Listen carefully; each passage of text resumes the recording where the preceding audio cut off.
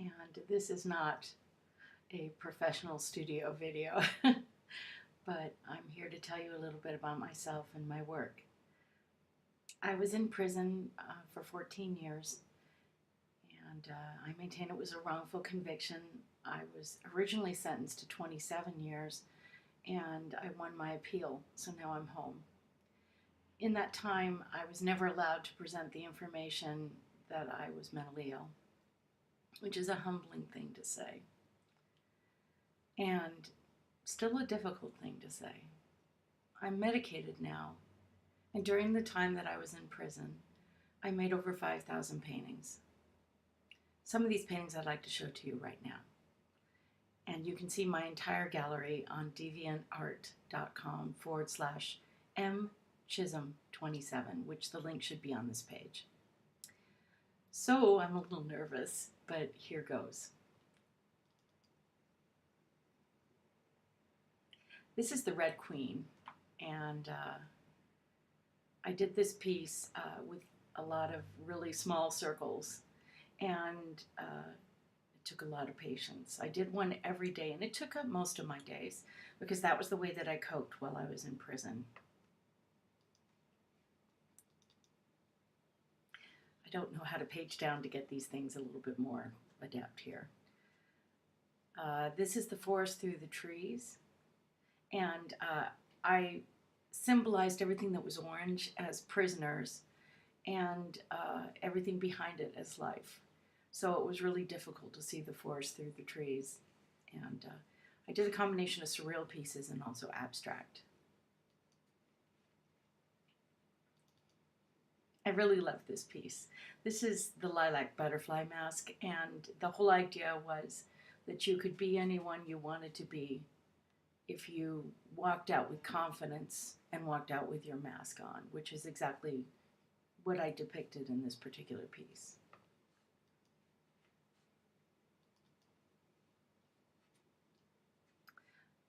This is, I can't remember the name of this piece, but we used a lot of different colors, and by we I mean me. I don't know why I just said that, but I love the passion in this piece. I love the idea that there's lots of different fragments in life. I love the idea that we all have to pull together to make things happen. This is Sticks and Stones and Winding Roads. And while I was in prison, there was a lot of mocking and ridicule, a lot of pain. And I used this piece to convey that while sticks and stones may break my bones, you know, words were not supposed to harm, but actually words did harm. And I tried to build a ladder over here to overcome and to learn how to deal with that kind of mockery and that kind of hurt. So I put a lot of color into it because in prison there's not a lot of color.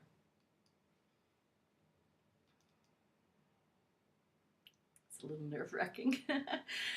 This is Dirty, and it was about judgment. And the idea was, when you judge me, you make me feel dirty.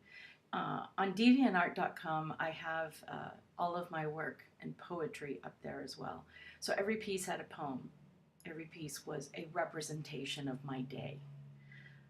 I loved the idea of the Ankh representing eternal life and the pain in her eyes, and how her hair was messy, because in prison we don't usually look very good.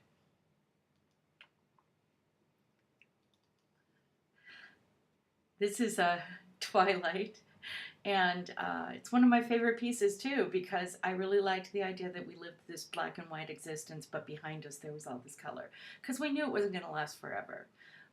But sometimes it felt like it was going to last forever. And I love the hummingbirds and the trees, because believe it or not, where I was housed for 5 years, we had no trees. So it was up to me to create the environment I wanted to be in, emotionally and spiritually.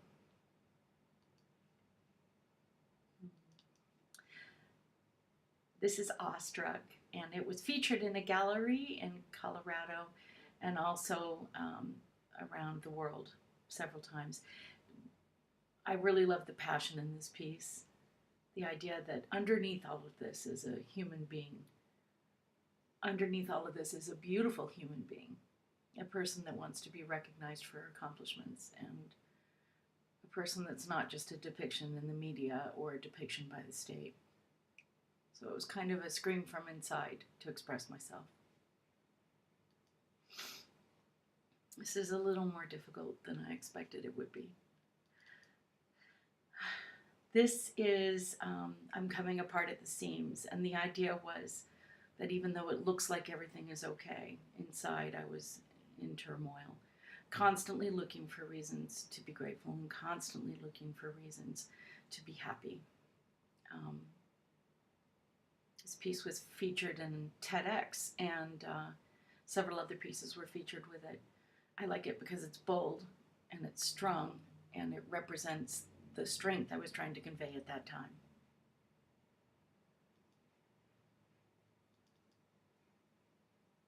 This is the sum total of my beating heart. It's an abstract piece, and you can look up here and see the face and the mouth, and here's her heart. And I represented the bubbles as issues and obstacles that I had to deal with over the past 14 years. I really tried to push myself to do something diverse every day. And the idea behind my show and what I'm working towards my project is to show a display of as many paintings as I can get copies of, or photographs of, or prints of, so I can show them. And right now I have about 300. And I just want to talk about the fact that just because we're in prison doesn't mean that we're bad people. Just because we're in prison doesn't mean we're healthy people.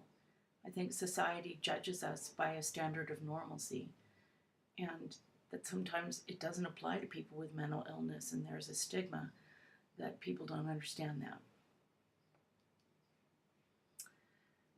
And this is a little intimate. This is the fire in my soul. I made this for my husband and I. I made him warm and full of fire. I made myself cold, but with a little bit of a glow in my cheek, because he gave that to me when I felt like I couldn't exist. I wrote all the words that I felt about him and all the love that I expressed towards him, and the words made up the piece.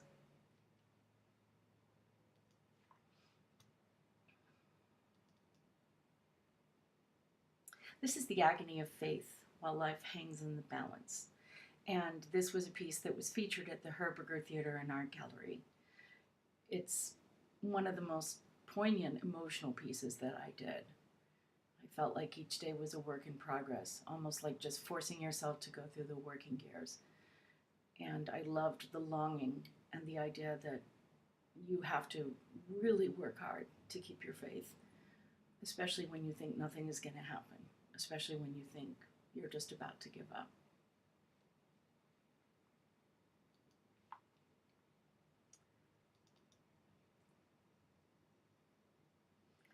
I really love this piece. I used it as the lead image on my Kickstarter campaign. And it's really about all the opportunities that are out there, but you're still bound by your checkered past. And I use that theme a lot in my art, because judgment is something that we always deal with. And I'm just hoping through this image and through these other images that I can rise above that. And I had one other one I wanted to show you. Well, this is a good one. This is Orange Rush, and it's about contrast. A lot of times I put fish in my paintings to represent prisoners, and it was because I viewed us as souls that could only stay in the water. And sometimes we were beautiful, and sometimes we weren't. And we were bound to the water, so we couldn't go outside of that place. I wanted to sort of put the water up into turmoil and show that eventually we'd break out of that bondage.